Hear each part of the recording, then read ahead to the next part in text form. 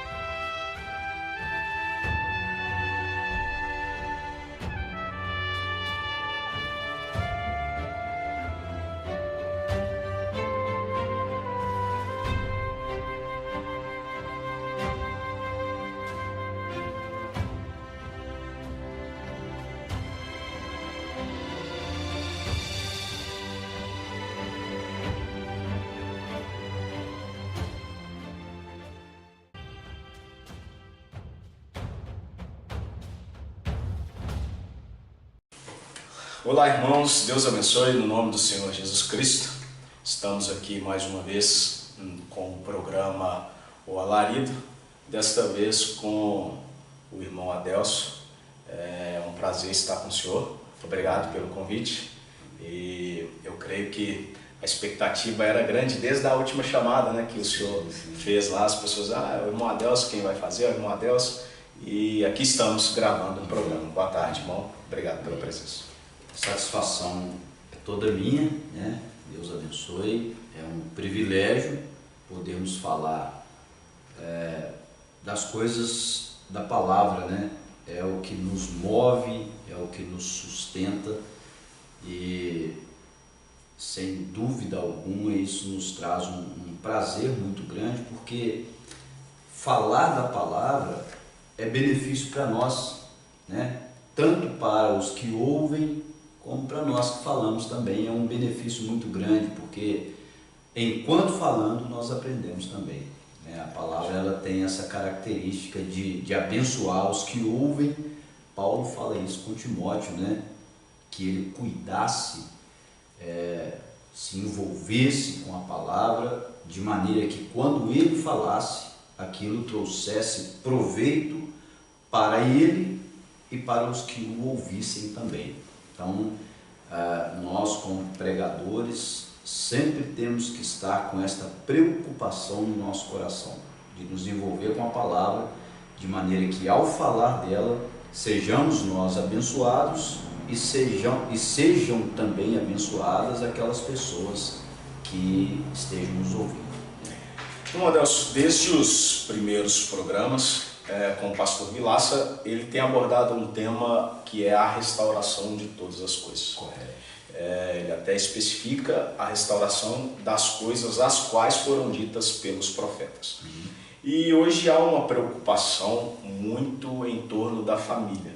A família tem sido assolada, a família tem sido atingida, a família ela tem perdido a sua estrutura, e nós percebemos até que nestas últimas eleições eram quase que propostas, né, dos candidatos a questão da manutenção da estrutura familiar. Escrituristicamente falando, de onde vem essa questão da família, a questão da formação da família, a questão da estrutura da família? Sim. Nós podemos tomar a primeira coisa é que Deus, Ele próprio, sempre desejou ter uma família. Nós podemos ver o próprio Deus, que é existente de si mesmo, ou seja, Ele existia e somente Ele existia.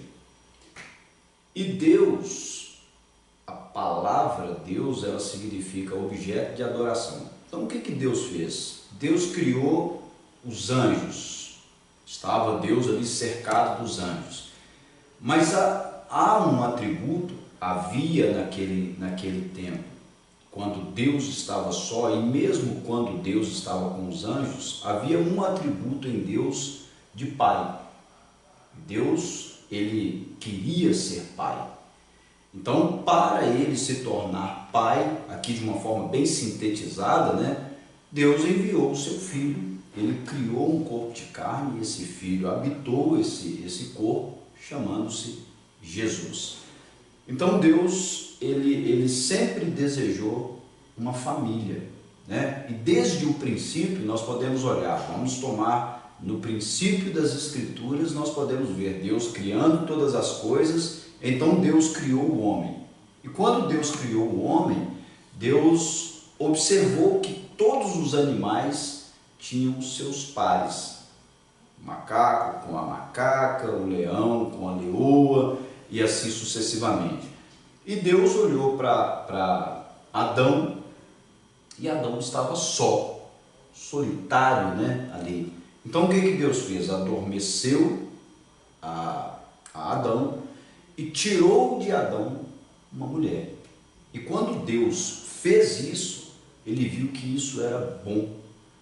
Não é bom que o homem viva só, né? Então essa família, ela iniciou-se já no princípio da criação.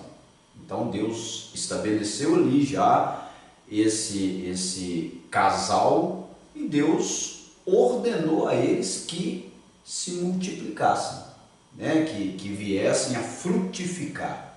Então, evidentemente, eles teriam filhos e mais filhos. E nós vemos que desde o princípio, o senhor falou aí agora há pouco, sobre como que nas próprias campanhas, independente se fosse para deputado, para deputado estadual, federal, para governador, para a presidência da República, todos eles trabalharam muito focalizados nesta questão da família. Por quê? Porque há um ataque muito forte hoje sobre a família, e esse ataque não é algo que é de agora. Desde o princípio, nós vemos a intromissão de Satanás no jardim do Éden, já era com o propósito de destruir a harmonia familiar. E era uma harmonia tão grande, né, que Deus descia e tinha ali um relacionamento com eles, né, conversando face a ouvido com a sua família criada. Né? Exatamente. E irmão Jonas e irmãos que nos acompanham, esta é a grande coisa de uma família. Uma família, porque aí observemos, Deus descia e falava com eles todas as tardes. Deus tinha companheirismo, e isso, essa harmonia, esse convívio da família com Deus é a coisa principal.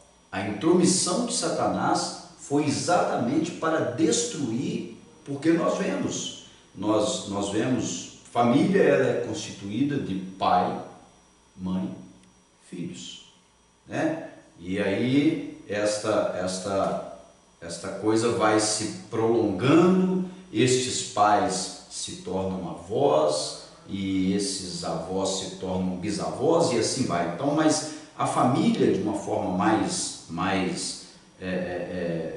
reduzida aqui, vamos dizer, pai, mãe, filhos. Isto é algo que o diabo nunca desejou. Se nós pegamos aqui pai, mãe, filhos, quantos pais, mães, filhos tem numa sociedade? Inúmeros, incontáveis, tem muitos aí. Mas a coisa principal é que no meio desta estrutura haja não apenas pai, mãe e filhos. É preciso, antes de haver um pai e uma mãe, é preciso haver Deus na vida desse homem, na vida daquela mulher. Quando eles se unem, então eles trazem consigo essa presença de Deus. E trazendo essa presença de Deus, eles constituem uma família nos moldes da vontade de Deus. Então a gente percebe, por exemplo, nas campanhas políticas, eles diziam em defesa da família. Então a principal defesa da família não é um político que vai estar lá gritando no palanque, é Deus. Absolutamente. É trazer Deus para dentro de casa, Deus para dentro dessa estrutura familiar. Porque nós vamos ver, irmão Jonas, que nós temos, quantas famílias nós temos que são boas pessoas, pessoas honráveis nas suas ações, responsáveis com as suas obrigações para com a sociedade, e no entanto, esta família, ela não é uma família que encaixa nos parâmetros escriturísticos daquilo que Deus estabeleceu. Ele precisa ter adoração a Deus. Uma família que não adora a Deus é uma família fadada a ruir. Por quê? Porque Deus, no princípio, Ele criou Adão, criou Eva, e Deus estava no meio deles. Correto? Então, se Deus estava ali no princípio, toda família que surgir, para que ela seja de acordo com a vontade de Deus, é preciso que haja Deus, porque Deus criou aquela família para Ele ter companheirismo. O desejo de Deus era de ter companheirismo com os seus filhos.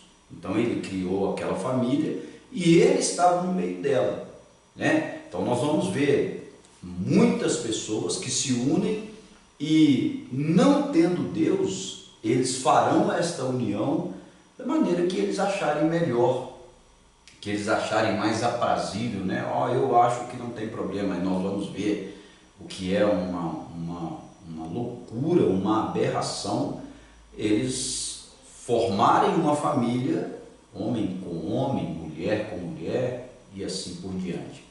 A família é pai, mãe, filhos e Deus, tendo Deus cobrindo esses componentes, que é a coisa principal. Dentro do tema restauração, interessante que o pastor Vilaça nos mostrou a planta, e a planta ele referiu como sendo a igreja de Atos. Correto. E falando de família, né, que tem sido atacada, que tem sido assolada, e eles estão preocupados com isso, talvez a gente entra essa família num tema restauração também. Então a gente pode pegar toda a palavra como sendo a planta de como ter uma família bem estruturada, uma família feliz, uma família bem feita. Sim. Essa visão de se olhar para a palavra, para se ter os quadrantes, né? Vamos dizer, as medidas corretas, a profundidade correta que se deva perfurar para fazer uma estrutura para essa família, todas essas medidas nós encontramos nas Escrituras. Nenhum homem constrói uma família de uma maneira equivocada se ele se basear, respeitar os projetos, as medidas que o projeto está apresentando para ele.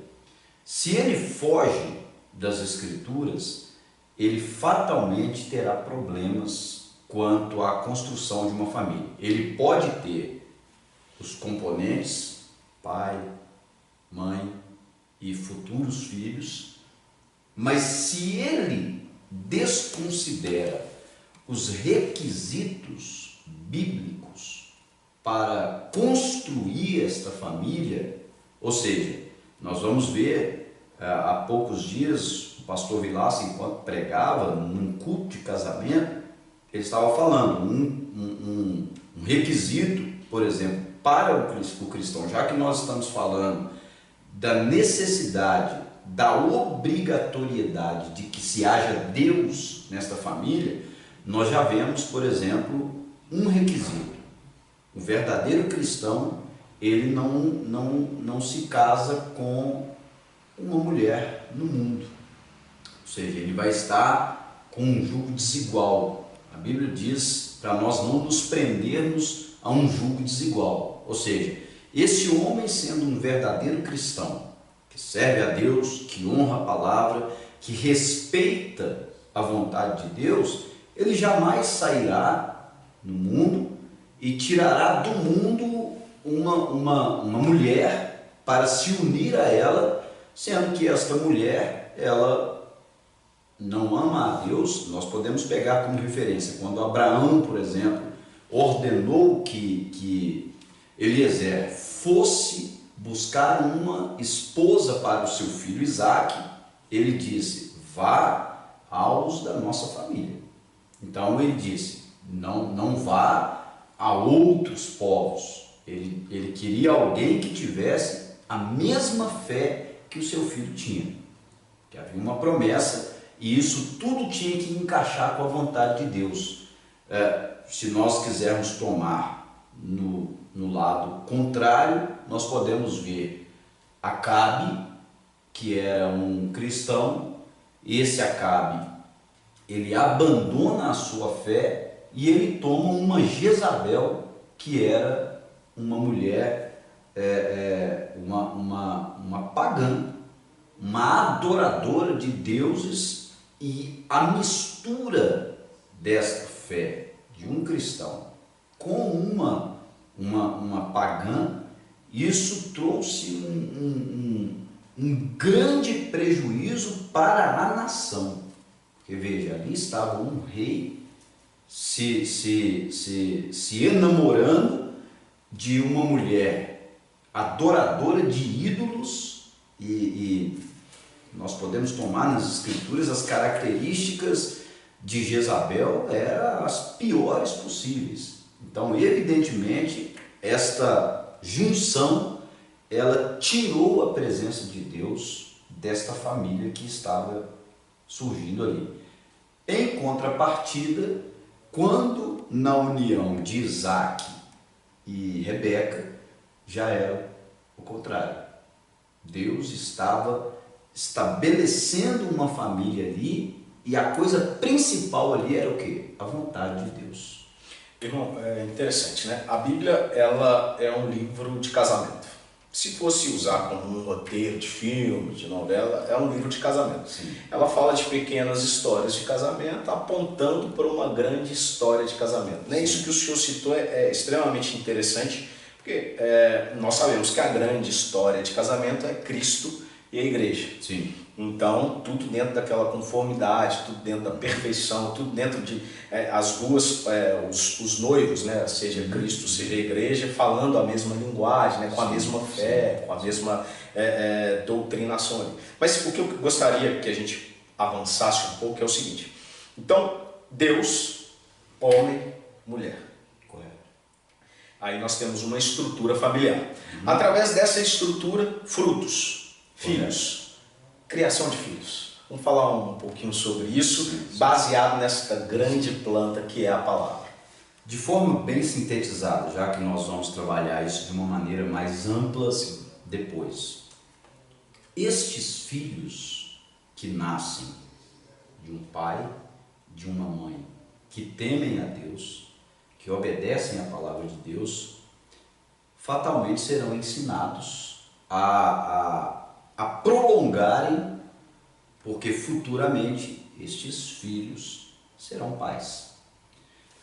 A palavra de Deus, ela nos ensina no capítulo 22 de Provérbios que nós devemos ensinar os nossos filhos. Creio que 22 mesmo de Provérbios, que fala: ensina o vosso filho o caminho no qual eles devem andar, e eles nunca se esquecerão deles.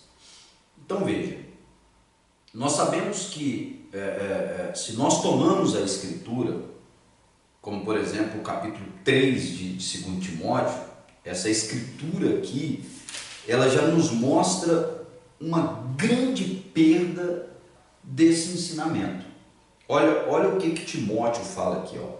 Sabe, porém, isso, que nos últimos dias sobrevirão tempos trabalhosos, tempos difíceis, porque haverá homens amantes de si mesmos, avarentos, presunçosos, soberbos, blasfemos, desobedientes a pais e mães.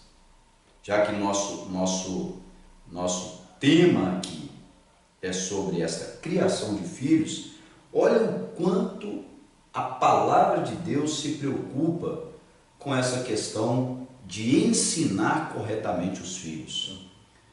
Algo que veio se perdendo, daí nós entramos na questão da restauração, a necessidade de uma restauração de tudo, todas as coisas, restauração de todas as coisas no âmbito espiritual. Aí nós vamos tomar doutrinas que se perderam, a palavra de Deus que perdeu a sua força na vida das pessoas, assim como também, porque se a palavra de Deus perdeu a força na vida das pessoas, fatalmente todos os atributos da família, eles vão perdendo força também.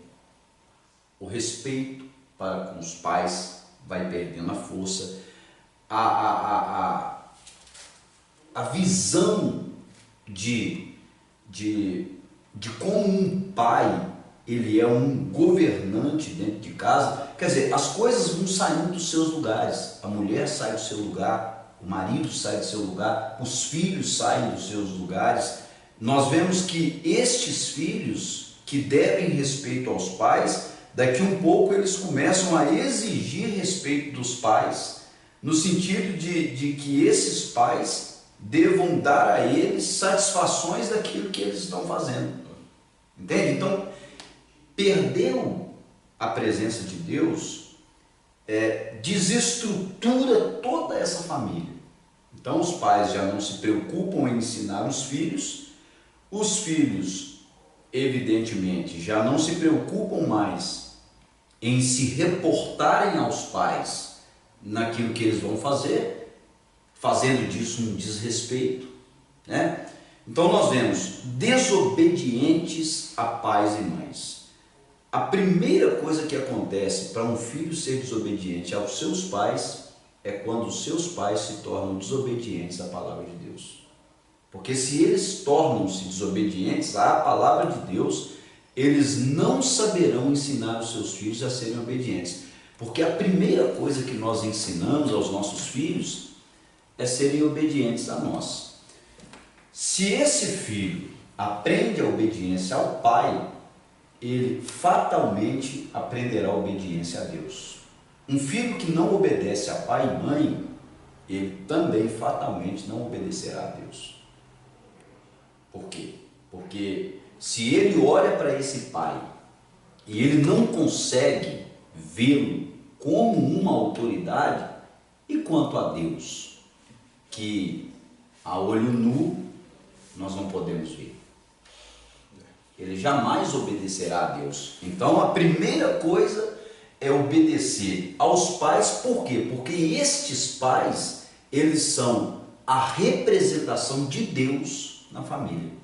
Este pai como um tipo de Cristo, esta mãe como um tipo da igreja. Então ele precisa enxergar Deus no pai, e obedecendo o pai, ele fatalmente está obedecendo também a Deus. Mas estas coisas, elas vieram se perdendo ao longo de milhares e milhares de anos. E nós podemos tomar esta desobediência tendo início no Jardim do Éden. Foi a primeira desobediência a um pai. Quando Eva desobedeceu a palavra de Deus, ela estava desobedecendo ao pai. E essa desobediência, ela acarretou uma série de problemas. Esses problemas nós não teríamos condição de enumerar. Se hoje tem um filho que adoece, se hoje nós morremos, se hoje nós vemos uma sirene de um carro de polícia, de uma ambulância, de um carro de bombeiros, tudo isso foi ocasionado por causa da desobediência de uma filha para com o pai. Então, isso tudo veio trazendo. Então, E o diabo veio trabalhando isso ao longo de centenas, milhares de anos e veio trazendo perda paulatinamente. De pouco em pouco o diabo foi desconstruindo isso. Por quê? Porque uma família, dentro dos moldes das Escrituras, isso agrada a Deus, irmão Jonas, de uma maneira tão maravilhosa. Deus ama a família. E é por isso que o diabo trabalha tanto para destruí-la. Irmão, olha só, esse capítulo 3 de 2 Timóteo, sim, ele é uma profecia que nós estamos em pleno cumprimento. Exato. Né? Exato. Então, nesse pequeno apanhado aqui, nós percebemos que nós não precisamos de um político que defenda a família. Nós precisamos de trazer Deus de volta para dentro da nossa família. Sim. E o senhor disse aí algumas coisas sobre respeito, sobre o pai sendo cabeça do lar. Hoje a gente vive uma confusão tão grande que defender essas coisas seria um absurdo até, né? Colocar o pai como cabeça, como a lei da casa, é quase que um absurdo. Defender isso dentro de um lar bagunçado, por exemplo. Você colocar isso na cabeça, você pega um lar que está sacudido por essas coisas seculares de hoje e tenta trazer Deus de volta com estas leis, é como se vai causar muitas dores ali de parto ali, né? É por isso que precisa de ter Deus nessa família. A escritura que nós podemos tomar aqui, 1 Timóteo, aqui já um capítulo antes, a mesma carta de Paulo, porém a primeira carta de Paulo a Timóteo, ele fala dos deveres dos bispos, né? E dos diáconos, ou seja, dos pastores e dos diáconos. E dentre os requisitos que Paulo ele apresenta aqui para Timóteo, um dos requisitos é que esse bispo governe bem a sua casa. Quando nós falamos do homem ser cabeça da casa, até como uma armadilha de Satanás, as pessoas pensam num delegado dentro de casa. Tudo é feito sob a autorização dele. Não, aqui tem que fazer assim porque aqui quem manda sou eu. Mas a Bíblia não fala de haver um déspota dentro de casa. A Bíblia fala de haver um governante dentro de casa. Esse governante, se ele assume a sua posição, ele vai, evidentemente, como eu estava explicando isso para as crianças na leitura que eu estava fazendo para elas, o ensinamento sobre Moisés. Se este homem, nós podemos tomar agora, como falamos a respeito da campanha para a presidência, agora nós já tivemos o presidente eleito e ele está delegando funções, um ministro da Casa Civil, um ministro da Justiça, um ministro das Ciências e Tecnologia e assim sucessivamente. Então ele é o governante do país, mas ele não faz tudo sozinho. Ele não daria conta de governar o país sozinho. Então este pai, da mesma maneira, Deus o estabeleceu como cabeça da família, como o governante da família. No entanto, este pai, ele tem a mãe como a adjuntora, que a Bíblia diz que ela é a ajudadora desse homem, ela não é o tapete para ele pisar, ela não é menor do que ele, ela é ajudadora, ela é alguém que trabalha junto com ele, ela é alguém que trabalha com o mesmo propósito.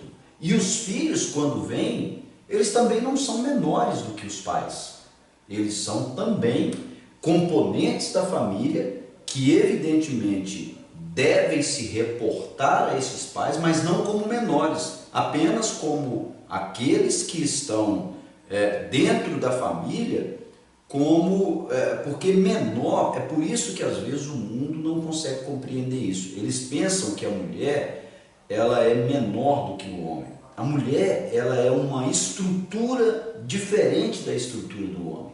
Ela não é capacitada por Deus para suportar algumas coisas que o homem suporta, assim como o homem não é capaz de suportar algumas coisas que a mulher suporta. Então esse homem, ele é governante. E governar a casa é governar de acordo com a vontade de Deus, estabelecendo, ele é o cabeça, claro, assim como o nosso corpo tem uma cabeça e todos os comandos do nosso corpo saem da cabeça. Não é menor, né? Faz parte da engrenagem. Ela faz parte da engrenagem. Que ela funciona perfeitamente. Exatamente. Então, irmãos, esse foi um programa apenas para deixar um gostinho aí nos senhores, né? Acho que deixou até na gente, né, irmão? Sim, porque a gente fica com vontade de falar mais. Se não fosse o irmão Rodrigo, o nosso despertador, né, entrando ali, falando, ó, acabou o tempo, a gente ia até as 20, 22 horas. Mas é só para que os senhores tenham a noção do que nós vamos falar daqui em diante, né? Nós vamos aprofundar em tudo, em questão da estrutura familiar, em questão da criação de filhos. Nós vamos ter programas específicos sobre isso. A gente quis fazer esse aqui só para dar essa chamadinha, eu vou dar aqui para experimentar, porque os senhores vão querer a o que eles chamam de amostra grátis. Né? Só que depois nós vamos ter mais coisas grátis também. Né? Exatamente. Então, Deus abençoe. Até o próximo programa. Muito obrigado, irmão Adelson. Obrigado, Jonatas. Obrigado a todos. Deus abençoe. Vamos continuar nesse assunto, né? Amém. Até mais. Com Deus.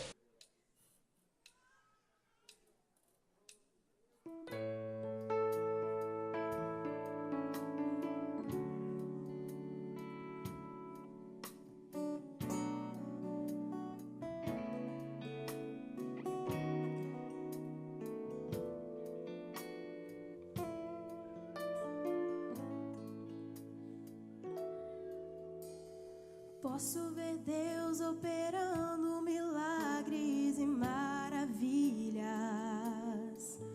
através de olhos celestiais.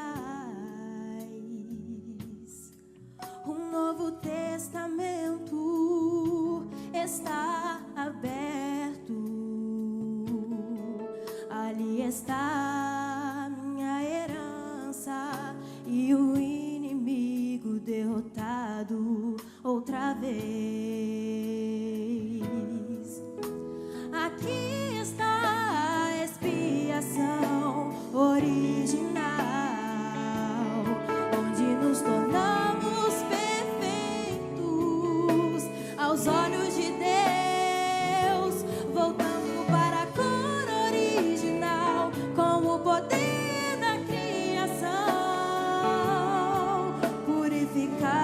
e perdoados pela genuína expiação.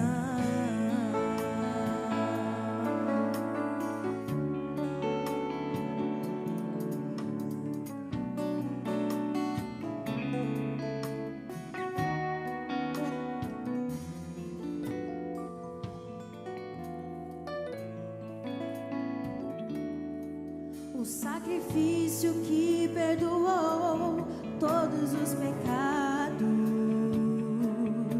tirou a iniquidade e trouxe a verdadeira transformação. Ofereço meu quebrantado coração a ti, para receber tudo que tu tens pra mim. Aqui está a expiação original, onde nos tornamos perfeitos aos olhos de Deus, voltando para a cor original com o poder da criação, purificados e perdoados pela genuína expiação. O sumo sacerdote entrou uma vez no santuário, efetuando eterna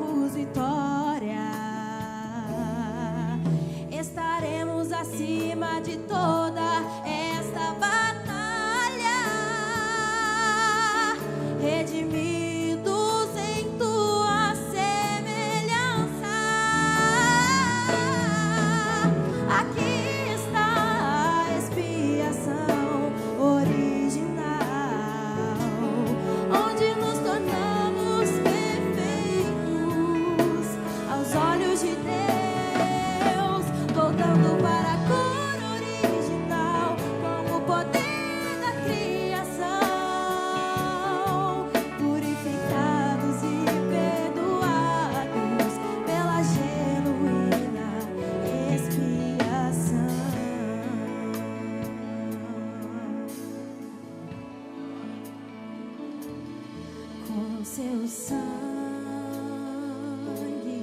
precioso sangue,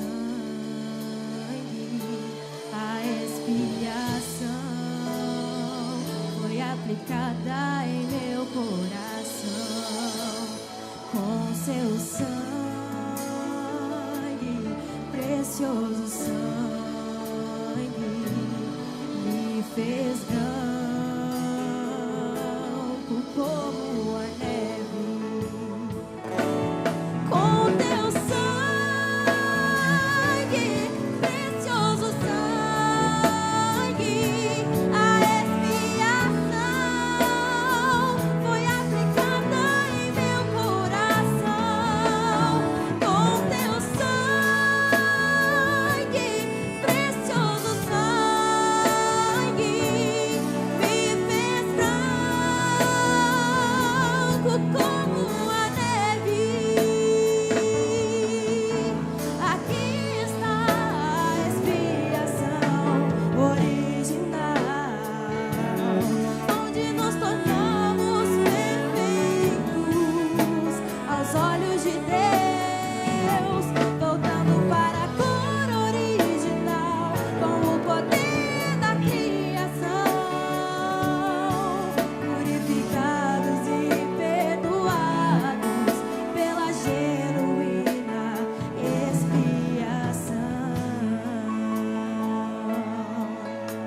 Aqui está a expiação original,